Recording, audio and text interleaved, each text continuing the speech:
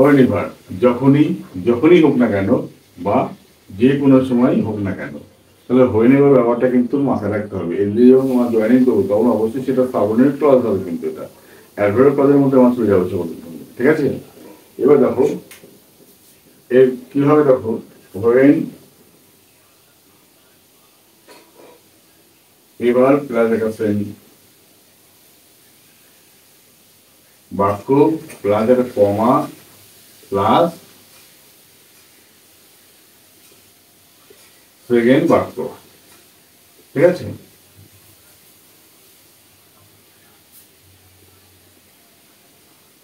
যখনই তোমাকে ডাকবো তুমি অবশ্যই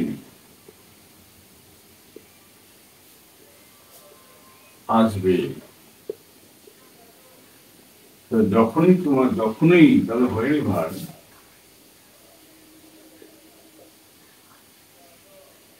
তোমাকে ডাকবো, কে ডাকবে? আমি ডাকবো।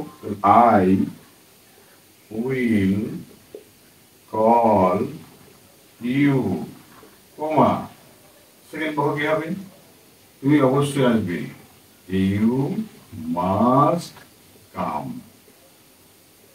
হলো।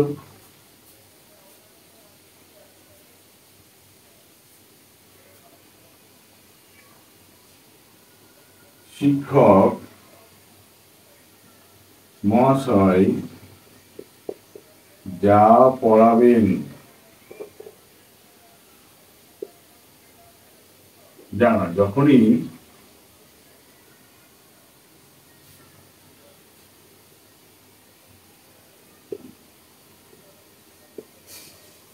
পড়াবেন মনোযোগ সহকারে শুনবে। তবে শিক্ষক মশাই যখনই পড়াবেন মনোযোগ সহকারে শুনবে, তাহলে আমরা যদি সেটাকে, তাহলে এইটুকু দেখো সাবঅর্ডিনেট ক্লজ, এটা প্রিন্সিপাল ক্লজ ছিল আসলে। তাহলে আমরা দেখো listen,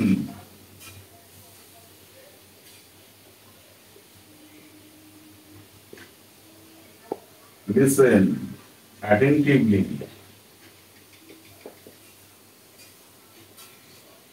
to what you, whenever the teacher will teach.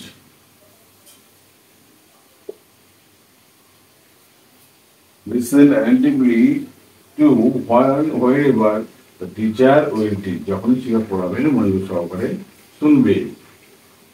ঠিক আছে,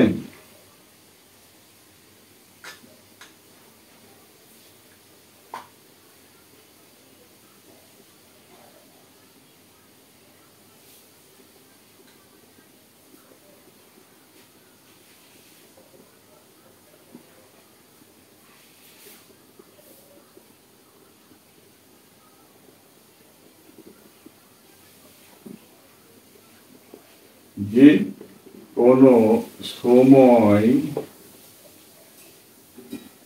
যে কোনো সময় সে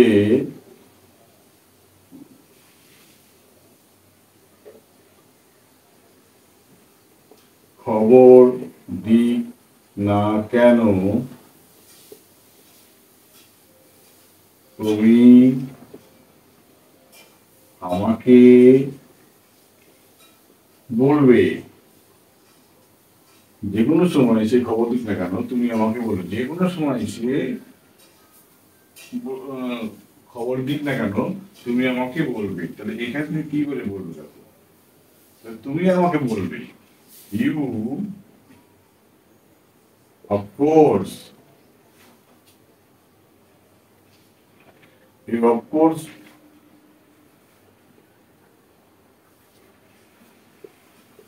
tell me,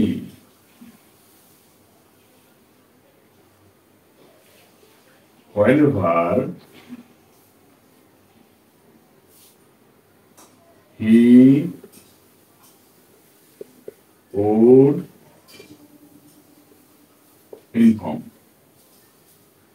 of course you of course tell me whenever he would inform. যখনই যে সময় হোক না সে আমাকে ইনফর্ম খবরটা দিয়ে তুমি আমাকে বলবে। এইভাবে তুমি বাক্যগুলোকে তুমি রাইটিং স্কিলের মধ্যে অ্যাপ্লাই করো, তো হঠাৎ তোমার রাইটিং স্কিল হঠাৎ দেখবা অনেক স্মার্ট হয়ে গেছে।